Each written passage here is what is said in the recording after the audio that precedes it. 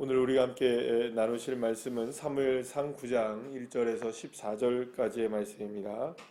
사무엘상 9장 1절부터 14절까지의 말씀 우리 함께 합독하시겠습니다. 베냐민 지파에 기스라 이름하는 유력한 사람이 있으니 그는 아비엘의 아들이요 스롤의 손자요 베고랏의 증손이요 아비아의 현손이며 베냐민 사람이더라. 기스에게 아들이 있으니 그의 이름은 사울이요 준수한 소년이라. 이스라엘 자손 중에 그보다 더 준수한 자가 없고 키는 모든 백성보다 어깨 위만큼 더 컸더라. 사울의 아버지 기스가 암나기를 잃고 그의 아들 사울에게 이르되 너는 일어나 한 사환을 데리고 가서 암나기들을 찾으라 하매 그가 에브라임 산지와 살리사 땅으로 두루 다녀 보았으나 찾지 못하고 사알림 땅으로 두루 다녀 보았으나 그곳에는 없었고 베냐민 사람의 땅으로 두루 다녀 보았으나 찾지 못하니라. 그들이 숲 땅에 이를 때에 사울이 함께 가던 사원에게 이르되 돌아가자. 내 아버지께서 암나기 생각은 고사하고 우리를 위하여 걱정하실까 두려워하노라 하니 그가 대답하되 보소서 이 성읍에 하나님의 사람이 있는데 존경을 받는 사람이라. 그가 말한 것은 반드시 다 응하나니 그리로 가사이라. 그가 혹 우리가 갈 길을 가르쳐 줄까 하나이라 하는지라. 사울이 그의 사원에게 이르되 우리가 가면 그 사람에게 무엇을 드리겠느냐. 우리 주머니에 먹을 것이 다하였으니 하나님의 사람에게 드릴 예물이 없도다. 무엇이 있느냐 하니 사환이 사울에게 다시 대답하여 이르되 보소서 내 손에 은 한 세겔의 4분의 1이 있으니 하나님의 사람에게 드려 우리 길을 가르쳐달라 하겠나이다 하더라. 옛적 이스라엘 사람이 하나님께 가서 물으려 하면 말하기를 선견자에게로 가자 하였으니 지금 선견자라 하는 그 자를 옛적에는 선견자라 일컬었더라. 사울이 그의 사원에게 이르되 내 말이 옳다. 가자 하고 그들이 하나님의 사람이 있는 성읍으로 가니라. 그들이 성읍을 향해 비탈길로 올라가다가 물 기르러 나오는 소녀들을 만나 그들에게 묻되 선견자가 어디 있느냐 하니 그들이 대답하되 이르되 있나이다. 보소서 그가 당신보다 앞서 갔으니 빨리 가소서. 백성이 오늘 산당에서 제사를 드리므로 그가 오늘 성읍에 들어오셨나이다. 당신들이 성읍으로 들어가면 그가 먹으러 산당에 올라가기 전에 곧 만나리이다. 그가 오기 전에는 백성이 먹지 아니하나니 이는 그가 제물을 축사한 후에야 청함을 받은 자가 먹음이니이다. 그러므로 지금 올라가소서 곧 그를 만나리이다 하는지라. 그들이 성읍으로 올라가서 그리로 들어갈 때에 사무엘이 마침 산당으로 올라가려고 마주 나오더라. 아멘. 할렐루야. 이제 드디어 본격적으로 이스라엘에 그토록 원했던 왕이 세워지게 되는 그 과정들을 우리에게 소개시켜주는 장면으로 오늘 이제 본문으로부터 시작되는 것을 보게 되는데 그 주인공이 사울로부터 시작되는 것을 보게 됩니다. 자, 그럼 우리가 한번 이렇게 생각해 볼 필요가 있겠죠. 사울은 분명히 왕은 맞았으나 우리가 전체적인 맥락에서 우리가 다 이미 성경을 좀 알고 있는 상황에서 본다면 이스라엘에 이왕 왕이 세워질 것 같으면 사울 다음에 다윗 왕이 제대로 된 왕이잖아요. 우리가 다 알고 있지 않습니까? 그럼 우리가 생각해 봐야 됩니다.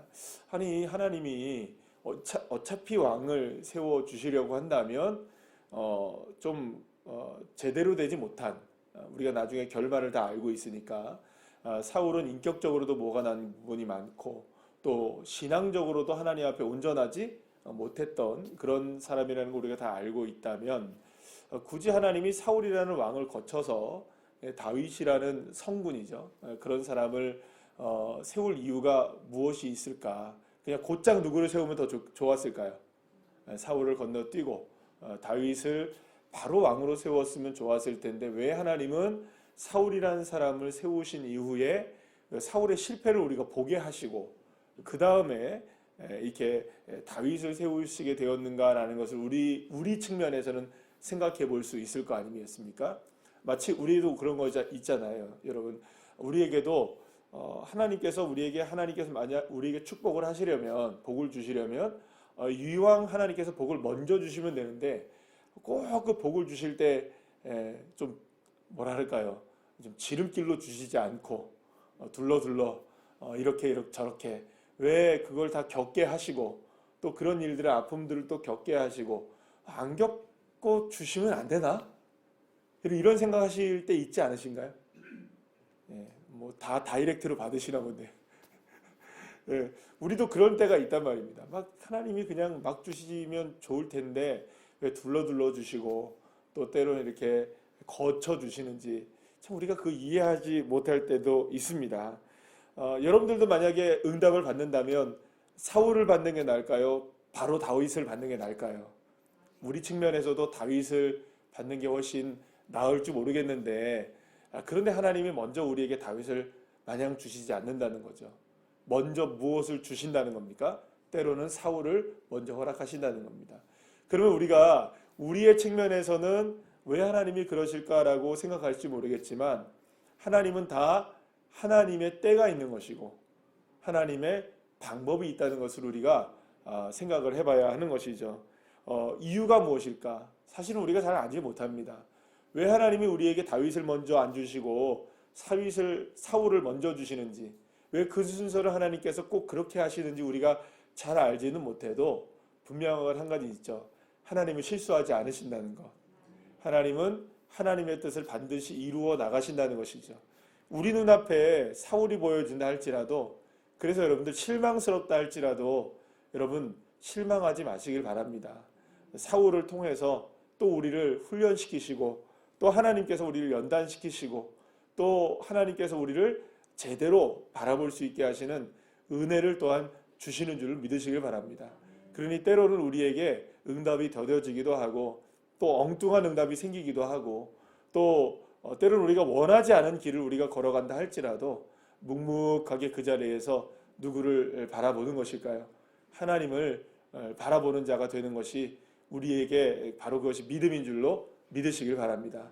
그리고 우리에게는 어떻게 보면 조금 믿음을 갖는다는 건 어떤 의미를 갖고 있냐면 어떻게 보면 사울이 생겼다 할지라도 우리에게 사울이 보여진다 할지라도 그 다음은 하나님께서 우리에게 무엇을 주신다, 다윗을 주신다라는 믿음을 갖는 게 중요한 거겠죠. 그 믿음을 거쳐 나가야 되는 것이겠죠.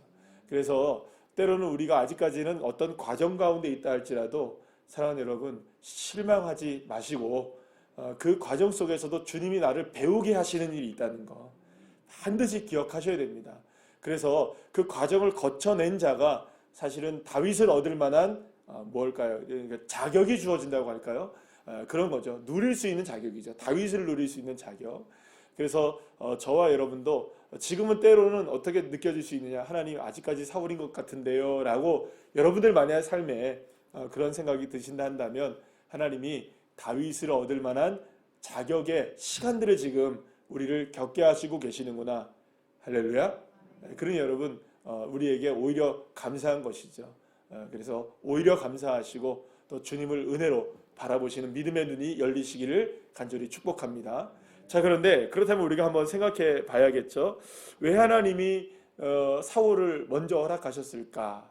먼저 왜 하나님이 허락하셨을까? 우리가 이제 오늘 그 본문을 통해서 한 가지 이제 사건들을 이렇게 만나게 되는데 사울이라는 사람이 이제 딱 소개가 돼요.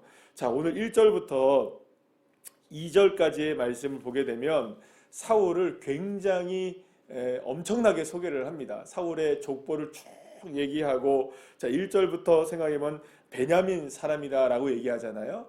여러분들 이 베냐민 사람이라는 것은 사자 같은 사람입니다. 실제로 이 베냐민은 굉장히 도전적이고 이런 호전적인 뭐라 그럴까요?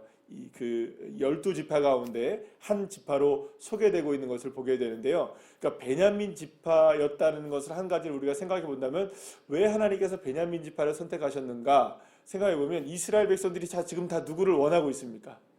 왕을 원하고 있죠. 그러면 무슨 왕을 원한다고 했어요? 어제도 우리가 본문을 통해서 우리를 전쟁의 앞에 나가서 우리를 이끌어내서 또 싸워서 이길 만한 왕이 우리에게도 필요하다라고 이스라엘 백성들이 요구했잖아요. 그러면 딱 보기에도 우리의 왕은 어떤 왕이어야 되는 겁니까? 예, 좀 머리부터 발끝까지 딱 볼 때 와, 저 사람은 우리가 좀 믿을만 하네. 저 사람은 좀 전쟁에 나가서 우리를 좀 이끌만 하네. 그런 사람이어야 되는 거죠. 그러면 여러분들 누가 제일 제격이냐면 베냐민 지파가 제일 제격인 거예요. 왜냐하면 가장 이렇게 뭐랄까요, 가장 강력한 힘을 가지고 있을 것 같은 12지파 가운데 한 지파가 뭐냐? 이 베냐민 지파였거든요. 자, 그런데 그 베냐민 지파 가운데서도 여러분들 오늘 본문 1절 말씀에 보면 기스라 이름하는 유력한 사람이 있으니라고 얘기해요. 그러니까 기스의 아들이 누굽니까? 사울이라고 소개가 되고 있는데요. 이 기스라는 사람이 유력한 사람이래요. 그 유력한 사람이라는 게 뭐냐면 여러분들 이 히브리어 중에 이게 여러분들 혹시 들어보셨을 거예요. 얼마 전에도 나왔는데 깃보르 하일이라고 얘기해요. 많이 들어보셨죠? 이 깃보르 하일이 뭐냐? 여러분들 그 룻기에서 보게 되면은 룻의 남편이 나중에 되어지죠. 누굽니까? 보아스. 그 보아스가 유력한 사람이에요. 그런데 그 베들레헴에서 유력한 사람이 있었는데 그 유력한 사람이라는 건 그 사람이 바로 깃보르 하일인 거예요. 근데 깃보르 하일이라는 말은 단순하게 유력한 자가 아니라 빼어난 사람을 뜻해요. 그리고 또 뛰어난 사람도 뜻해요. 그러니까 범접할 수 없을 만큼 뛰어나고 유력하고 앞서 나가 있고 누가 보더라도 그 사람은 누구냐? 와, 대단한 사람이네. 그런 사람이 누구냐? 깃보르 하일인 거예요. 제가 경험했던 한 가지 일이 있었는데 울산공항에 갔다가 울산공항에서 누구를 이제 기다리게 되었어요. 마중 나가서 이제 기다리게 되는데 갑자기 파란 잠바들 무슨 잠바들 입은 사람들이 쭉 막 오는 거예요. 그리고 바깥에 보니까 깜장차들이 막 세워져 있어요. 이거 뭐가 오나 보다. 누가 오시나 보다라는 생각이 들었어요. 그래서 저도 궁금한 거예요. 이 비행기 누가 오나. 저는 이제 만날 사람이 있는 거고 서울에서 비행기가 이제 곧 도착하게 될 텐데 누가 오나 해서 딱 봐서 이렇게 쭉 봤더니 막 도열해 있는 거예요. 사람들이 웅성웅성하고 바깥에 막 쫙 검정차들이 막 세워져 있고 딱 지나가는데 누가 왔어요. 딱 봤더니 딱 나오는데 빛이 나는 한 분이 나오시더라고요. 딱 봐도 저분은 보통 사람이 아니라는 걸 알겠더라고요. 그게 누구냐면 SK 최태원 회장. 등치 크거든요, 그분이. 근데 제가 기억하는 거는 얼굴에 빛이 나더라고요. 그냥 대기업 회장님이 아니시더라고요. 그리고 딱 옆에 있는 사람들이 다 고개를 숙이니까 마치 나도 고개를 숙여야 될 것 같은. 나 그 사람은 상관없는데. 예. 왜냐하면 사람들이 다 고개를 숙이니까 저도 고개를 숙이고 싶은. 근데 얼굴에 회장님 써 있더라고요. 우리 회장님. 얼굴에 빛이 나더라고요. 그래서 제가 그분은 나를 몰라도 나는 그분을 알아보겠더라고요. 제가 깃보르 하일이구나. 여러분 그냥 봐도 깃보르 하일이 있는 거예요. 쫙 귀 티나 보이고 확 그런 사람인 거예요. 그러니까 여기서 여러분들 깃보르 하일이라고 얘기하는 그 유력한 사람이 그런 의미를 갖고 있어요. 그런데 여러분들 2절 말씀에 마지막에 9절에 보게 되면 사울에 대한 이야기가 나오게 되는데 사울은 그보다 더 준수한 사람이었어요. 이스라엘 백성들 중에 유력한 사람이었던 기스라는 아버지보다 훨씬 더 준수한, 그리고 다른 사람들보다 어깨 위에 머리가 하나가 있는 거예요. 그러니까 다 누구를 어떻게 보는 겁니까?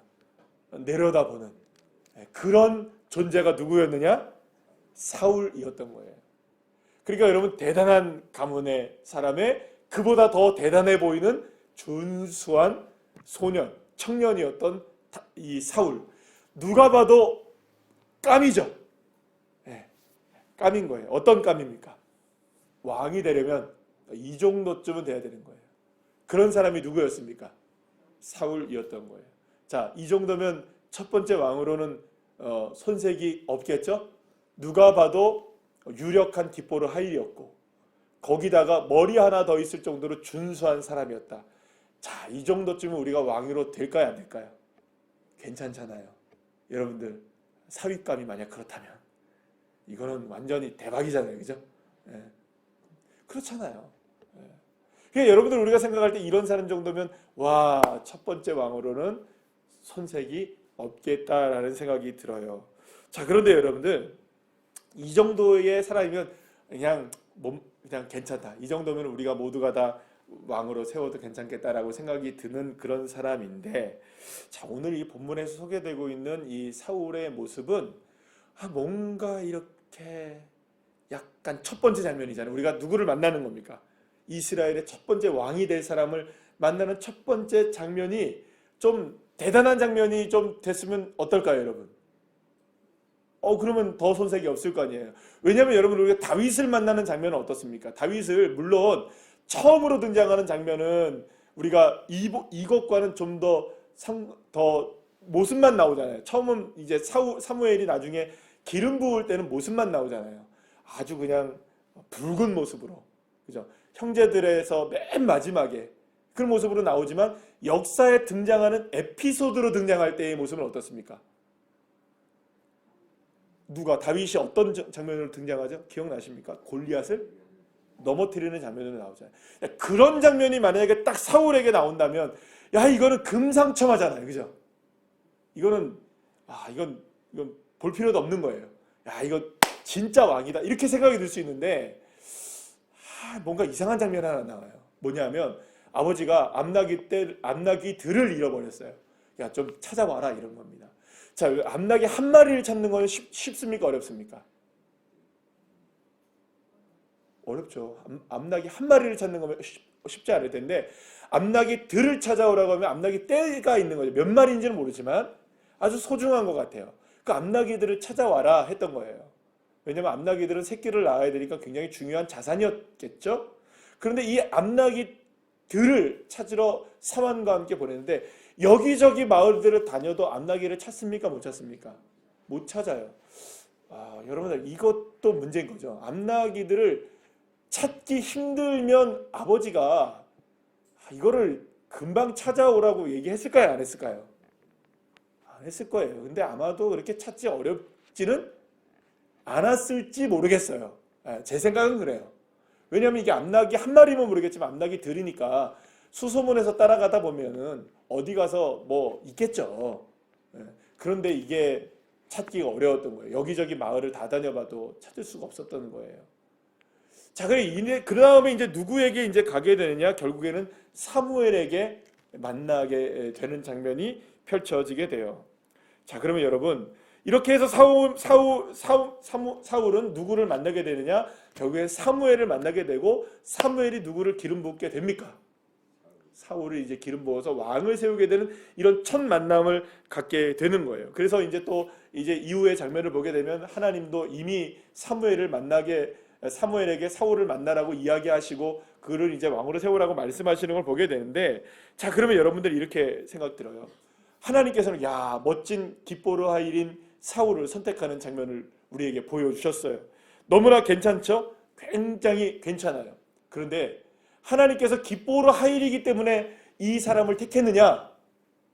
오늘의 에피소드의 장면에 제가 시간 관계상은 너무 자세하게 말씀을 못 드리지만 이 이후에 나오는 장면들도 우리가 생각해 보게 되면 나중에도 우리가 소개되겠지만 사울의 모습은 굉장히 부족하고 연약한 모습들이 많이 나옵니다.